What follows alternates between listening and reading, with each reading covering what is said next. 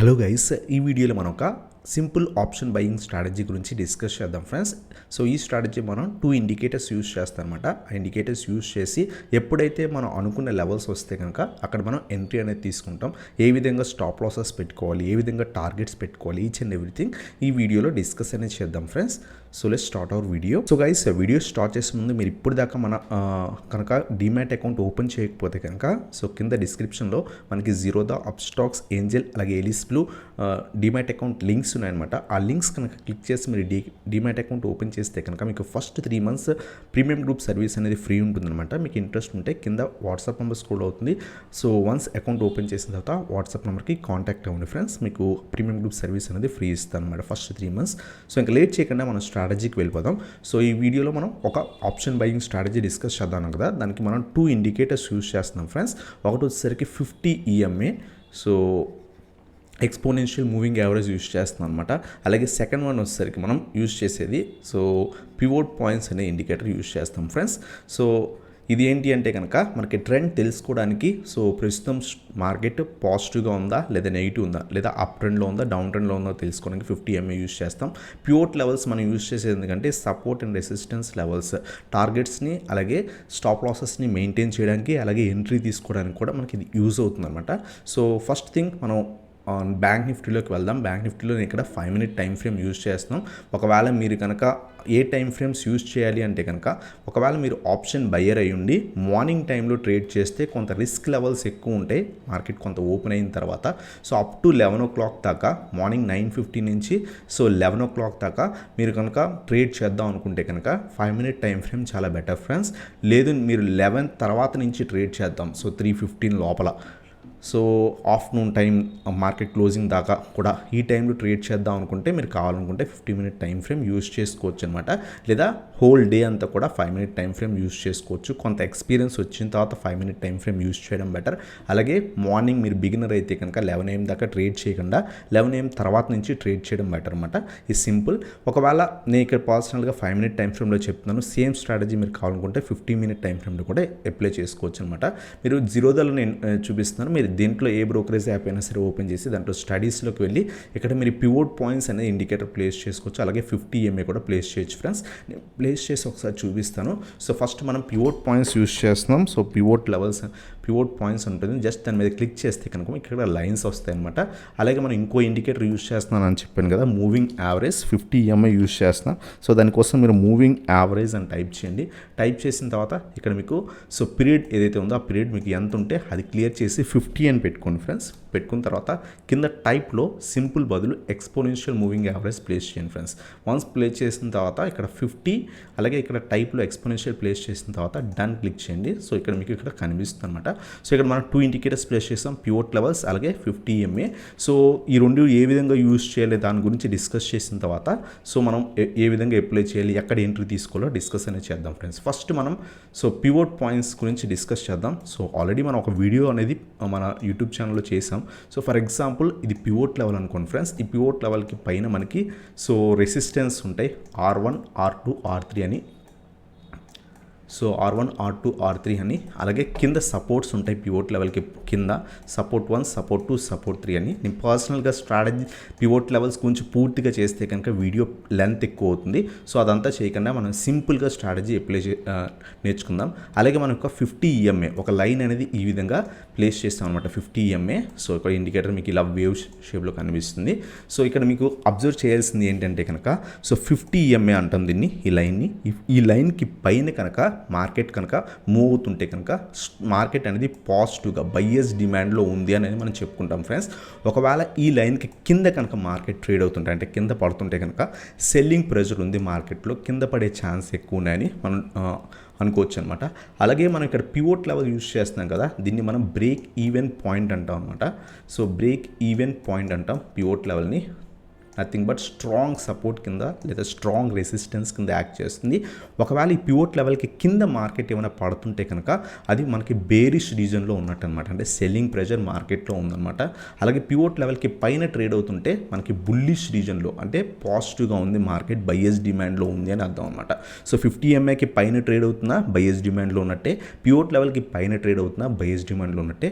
ఒకవేళ 50 ఎంఐకి కింద ట్రేడ్ అవుతుంటే సెల్లింగ్ ప్రెజర్ ఉన్నట్టు, అలాగే పివోట్ లెవెల్కి కింద ట్రేడ్ అవుతుంటే మనకి సెల్లింగ్ ప్రెజర్ ఉన్నట్టు అనమాట. సో సింపుల్ అనాలిసిస్ ఏంటి అంటే, ఎప్పుడైతే మార్కెట్ ఎక్కడైనా ఓపెన్ అయ్యండి, మీరు చూస్తున్న టైంలో ఎక్కడైనా ఉండండి, ఎప్పుడైతే మార్కెట్ సో ఆ 50 ఈఎంఐని క్రాస్ అవుతూ అదే టైంలో ఒకవేళ పివోట్ లెవెల్ని కూడా క్రాస్ అవుతుంటే కనుక అక్కడ మనం ఎంట్రీ అనేది తీసుకోవచ్చు అనమాట.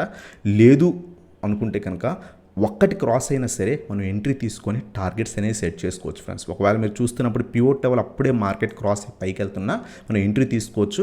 అలా ఎంట్రీ తీసుకున్నప్పుడు మీరు అబ్జర్వ్ చేయండి 50 ఎంఐకి పైన మార్కెట్ ఉందా లేదా అబ్జర్వ్ చేస్తే కనుక సింపుల్ అనమాట.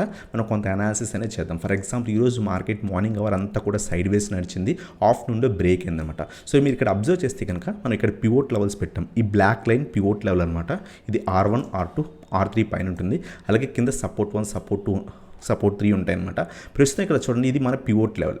సో ఈ పివోట్ లెవెల్కి పైన మార్కెట్ ట్రేడ్ అవుతుంటే కనుక, సో ఇక్కడ చూడండి మార్నింగ్ అంతా కూడా పైన ట్రేడ్ అయింది, 50 ఎంఐకి పైన క్లోజ్ అయింది. ఒకవేళ మీరు ఇక్కడ తీసుకుందాం అనుకున్నా సరే ఎంట్రీ అనేది తీసుకోవచ్చమ్మా. తీసుకొని మన first target support 1, resistance 1, resistance 2 తీసుకోవచ్చు ఫ్రెండ్స్. సో ఇక్కడ 50 ఎంఐ ఎప్పుడైతే బ్రేక్ అవుతుందో, ఫర్ ఎగ్జాంపుల్ ఇక్కడ చూడండి పివోట్ లెవెల్కి పైన ట్రేడ్ అవుతుంది, అంతేకాకుండా 50 ఎంఐ కూడా బ్రేక్ అవుతుంది. అలా బ్రేక్ అయిన తర్వాత ఇలా బ్రేక్ అవుతున్న క్యాండిల్ ఎప్పుడు కూడా ట్రేడ్ చేయకండి. మినిమం ఒక క్యాండిల్ అబ్జర్వ్ చేసి సెకండ్ క్యాండిల్ నుంచి మనం పొజిషన్ అనేది తీసుకోవచ్చు అనమాట. అక్కడ మనం సో 42,200 కానీ 42,100 కాల్ ఆప్షన్ అనేది బై చేసుకోవచ్చు అనమాట. బై చేసుకొని 50 ఎంఐకి పివోట్ లెవెల్కి కింద కానీ లేదా 50 ఎంఐకి ఏదైతే క్యాండిల్ బ్రేక్ అయిందో ఆ క్యాండిల్కి కింద కానీ స్టాప్ లాస్ మెయింటైన్ చేసుకొని హోల్డ్ చేయొచ్చు అనమాట. 42,200 కాల్ ఆప్షన్ కానీ 42,100 కాల్ ఆప్షన్ కానీ బై చేసుకొని హోల్డ్ చేయొచ్చు అనమాట. చాలా మంచి ప్రాఫిట్ ఇస్తుంది ఫ్రెండ్స్. ఇది ఈ రోజనే కాదు, ఎప్పుడైనా సరే. ఇక్కడ చూడండి ఆ ప్రీవియస్ డే అబ్జర్వ్ చేస్తే కనుక ఇది 50 ఎంఏ బ్రేక్ అవడానికి ట్రై చేసింది. బ్రేక్ అవుతున్న క్యాండిల్ ఎప్పుడు కూడా తీసుకోకండి ఫ్రెండ్స్. ఖచ్చితంగా మీరు ఏ క్యాండిల్ తీసుకోవాలంటే ఒకవేళ 50 ఎంఏ కానీ లేదా పివోట్ లెవెల్ కానీ బ్రేక్ అవుతుంటే ఆ బ్రేక్ అవుతున్న క్యాండిల్ ఎప్పుడు కూడా తీసుకోకండి. ఫర్ ఎగ్జాంపుల్ ఇది 50 ఎంఏ అనుకోండి, ఇలా బ్రేక్ అవుతున్న క్యాండిల్ ఎప్పుడు కూడా పొజిషన్ తీసుకొని అది బ్రేక్ అయ్యి మళ్ళీ కింద పడిపోవచ్చు అనమాట. ఖచ్చితంగా ఒక క్యాండిల్ అబ్జర్వ్ చేయండి, ఆ సెకండ్ క్యాండిల్ నుంచి మనం పొజిషన్ తీసుకొని ఈ లెవెల్కి కింద స్టాప్ లాస్ ఏదైతే ఈ క్యాండిల్ కింద స్టాప్ లాస్ మెయింటైన్ చేసుకుని మనం కాల్ ఆప్షన్ అనేది బై చేసుకోవచ్చు అనమాట. ఆపోజిట్ కూడా సేమ్. ఫర్ ఎగ్జాంపుల్ ఇక్కడ చూడండి, ఎస్టర్డే ఈ 50 ఎంఏ బ్రేక్ అవడానికి మార్నింగ్ నుంచి ట్రై చేసింది, ఆఫ్టర్నూన్ 1 o'clock ఎప్పుడో బ్రేక్ అయింది. బ్రేక్ అయిన తర్వాత ఈ క్యాండిల్లో మనం ఎప్పుడు ఎంట్రీ తీసుకోకూడదు, ఫస్ట్ క్యాండిల్ చూడాలి. ఒకవేళ కింద పడుతుంటే వెయిట్ చేయండి, ఇది బ్రేక్ అయింది రీటెస్ట్ అయి వెళ్తున్నట్టు అనమాట. సో ఎప్పుడైతే ఒక క్యాండిల్ అబ్జర్వ్ చేసి ఈ 50 ఎంఏ పైన ఒక పాజిటివ్ క్యాండిల్ అబ్జర్వ్ చేసి సెకండ్ క్యాండిల్ నుంచి మనం పొజిషన్ అనేది తీసుకొచ్చాము. సెకండ్ పాజిటివ్ క్యాండిల్ నుంచి మనం ఎంట్రీ తీసుకొని ఈ లెవెల్కి కింద స్టాప్ లాస్ అనేది మెయింటైన్ చేసుకోవచ్చు అనమాట. ఒకవేళ డిస్టెన్స్ ఎక్కువ ఉంది అనుకుంటే మనం risk to reward ratio follow అవచ్చు. అంటే మీరు 30 పాయింట్స్ 40 పాయింట్స్ ఏదైతే స్టాప్ లాస్ మెయింటైన్ చేస్తారో రెగ్యులర్గా ఆ స్టాప్ లాస్ అనేది మెయింటైన్ చేసుకోవచ్చు friends. For example 10 to 15% stop loss bank నిఫ్టీలో బెటర్ అనమాట. సో స్టాప్ లాస్ మెయింటైన్ చేసుకుని హోల్డ్ అనేది చేయొచ్చు అనమాట. ఇక్కడ చూడండి ఫస్ట్ టార్గెట్, సో మనకి పివోట్ లెవెల్స్ ఫస్ట్ టార్గెట్ అనమాట. మార్కెట్ అరౌండ్గా ఇక్కడ క్లోజ్ అయింది, ఎందుకంటే ప్రీవియస్గా ఇక్కడ రెసిస్టెన్స్ ఉంది. సో ఈ రోజు కూడా అది రెసిస్టెన్స్ కింద యాక్ట్ చేసింది. అక్కడి నుంచి పడుతున్నప్పుడు ఇదంతా ప్రాఫిట్ అనేది బుక్ చేసుకోవచ్చు అనమాట. ఎవ్రీ టైం మీరు చేసుకోవచ్చు అనమాట. ఇక్కడ చూడండి పివోట్ లెవెల్కి పైన ట్రేడ్ అవుతుంది, 50 ఎంఏకి పైన కూడా ట్రేడ్ అవుతుంది. ఎప్పుడైతే మీకు డబల్ పాజిటివ్ క్యాండిల్స్ ఉన్నాయో అక్కడ కూడా ఎంట్రీ తీసుకొని ఫస్ట్ టార్గెట్ సెకండ్ టార్గెట్ అనేది పెట్టుకోవచ్చు అనమాట. ఎవ్రీ టైం కూడా మీకు ఇది బాగా హెల్ప్ అవుతుంది. ఇక్కడ 50 ఎంఏకి పైన మార్కెట్ ఉంది అంటే పివోట్ లెవెల్కి పైన మార్కెట్ ఉంది. సో మార్కెట్ పాజిటివ్గా ఉన్నట్టు. అలాగే మార్కెట్ సైడ్ వేస్ వెళ్ళింది, ఆఫ్టర్నూన్ పడ్డానికి ట్రై చేసింది 12 o'clockకి, మళ్ళీ ఆ 50 ఎంఏ దగ్గర నుంచి రివర్సల్ స్టార్ట్ అయింది. So minimum 2 positive candles observe చేసి థర్డ్ పాజిటివ్ క్యాండిల్ నుంచి మనం ఎంట్రీ తీసుకొని సో రెసిస్టెన్స్ ఏవైతే ఉంటాయో ఆ పివోట్ లెవెల్కి పైన R1, R2, R3 ఏవైతే చెప్పుకున్నామో అవి మనకి టార్గెట్స్ కింద సెట్ చేసుకోవచ్చు. 50 ఎంఏకి కింద స్టాప్ లాస్ మెయింటైన్ చేసుకోవచ్చు. లేదా పివోట్ లెవెల్ పైన మీరు బై చేస్తుంటే పివోట్ లెవెల్కి కింద స్టాప్ లాస్ అనేది మెయింటైన్ చేసుకొని హోల్డ్ అనేది చేయొచ్చు అనమాట. మ్యాక్సిమం ఛాన్సెస్ మీకు వర్క్ అవుతాయి. ఇక్కడ చూడండి మార్నింగ్ మార్కెట్ అంతా కింద పడింది, ఇది బ్రేక్ అవడానికి ట్రై చేసింది, మళ్ళీ కూడా పైకి వెళ్ళింది. So minimum 2 positive candles observe చేసిన తర్వాత ఎంట్రీ అనేది తీసుకోవచ్చు. సో ఆ బిగ్గెస్ట్ బ్రేక్అవుట్ ఏదైతే ఉందో దాని కింద స్టాప్ లాస్ అనేది మెయింటైన్ చేసుకొని హోల్డ్ అనేది చేయొచ్చు అనమాట. మోస్ట్ ఆఫ్ ద టైమ్స్ మీకు ఖచ్చితంగా వర్క్ అవుతుంది.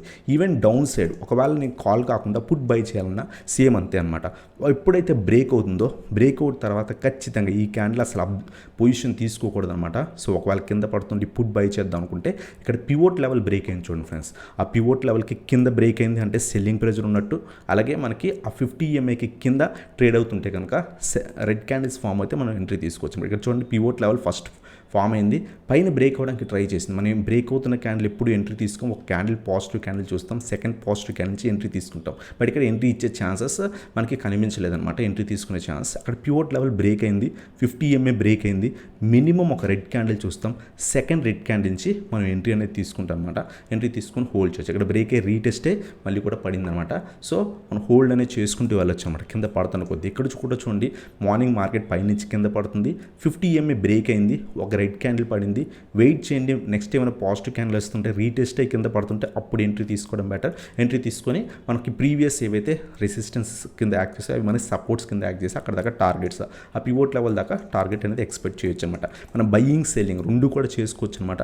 సో ఇక్కడ కూడా చూడండి, first 50 EMA pivot level break అయింది, ఒకవేళ పుట్ బై చేద్దాం అనుకుంటే ఒక రెడ్ క్యాండిల్ చూసాం, సో సెకండ్ రెడ్ క్యాండిల్ రీటెస్టే కింద పడుతుంది. మినిమం ఈ 50 EMAని టచ్ అవ్వకుండా ఒక రెడ్ క్యాండిల్ ఫామ్ అవ్వాలి, నెక్స్ట్ రెడ్ క్యాండిల్ నుంచి మనం ఎంట్రీ తీసుకోవడం బెటర్ అనమాట. ఎంట్రీ తీసుకొని హోల్డ్ చేయొచ్చు, దీనికి పైన స్టాప్ లాస్ అనేది మెయింటైన్ చేసుకొని ఇదంతా కూడా మనం టార్గెట్ అనేది తీసుకోవచ్చు ఫ్రెండ్స్. ట్రైల్ చేసుకుంటూ ఉంటే ఇంకా మంచి టార్గెట్స్ అనేవి వస్తాయి అనమాట. మోస్ట్ ఆఫ్ ద కేసెస్లో మీకు చాలా మంచి ప్రాఫిట్స్ వస్తాయి. అవుట్ ఆఫ్ 10 ట్రేడ్స్ మనం 7 to 8 ట్రేడ్స్ ప్రాఫిట్స్లో ఎండ్ అవ్వచ్చు అనమాట. సింపుల్ స్ట్రాటజీ, బట్ చాలా వర్క్ అవుతుంది. బట్ అప్లై చేసే ముందు మనకి ఎక్స్పీరియన్స్ కోసం ఖచ్చితంగా బ్యాక్ టెస్టింగ్ చేసిన తర్వాత మాత్రమే మనం ట్రేడ్ తీసుకోండి ఫ్రెండ్స్. సో సింపుల్ స్ట్రాటజీ మళ్ళీ కూడా ఎక్స్ప్లెయిన్ చేస్తే కనుక ఇది 50 EMA, అలాగే మనం పివోట్ లెవెల్స్ అప్లై చేస్తున్నాం. ఫర్ ఎగ్జాంపుల్ ఇది పివోట్ లెవెల్, ఇది R1 R2 అనుకోండి, కింద సపోర్ట్స్ ఉన్నాయి. ఫర్ ఎగ్జాంపుల్ మార్కెట్ పైకి వెళ్తుంది, ఓపెన్ అయిన తర్వాత మార్కెట్ స్లోగా పైకి వెళ్తుంది, 50 EMA క్రాస్ అయింది ఫ్రెండ్స్.